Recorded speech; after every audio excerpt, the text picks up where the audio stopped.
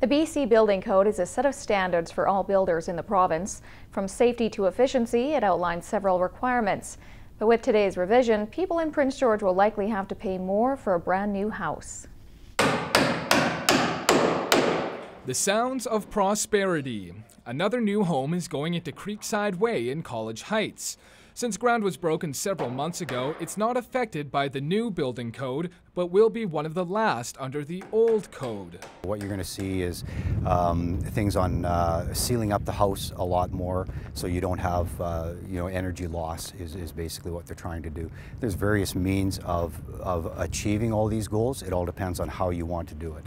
Creuzot says window insulation, radon mitigation, and ventilation are the key changes to the code. However, some builders have already been meeting the regulations laid out by the province. Some might have done, not all of it, but some of it, and also trial and error. Like when you build up in this country, you learn what to do as far as, we've got cold weather up here, so you learn different tricks and whatnot that they don't necessarily apply down south in the Lower Mainland, maybe.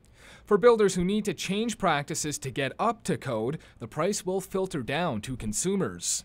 The Canadian Home Builders Association pegs the increase at about $10,000. Realtors and builders say new homes will cost about 5 to 10% more once the code is in place. That means some houses will increase by cost by about $40,000. It'll be interesting to see how the consumer reacts to that added expense.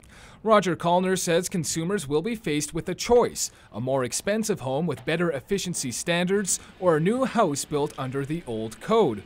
But it won't happen right away. A lot of builders pulled a lot of permits prior to the new deadline, which was today.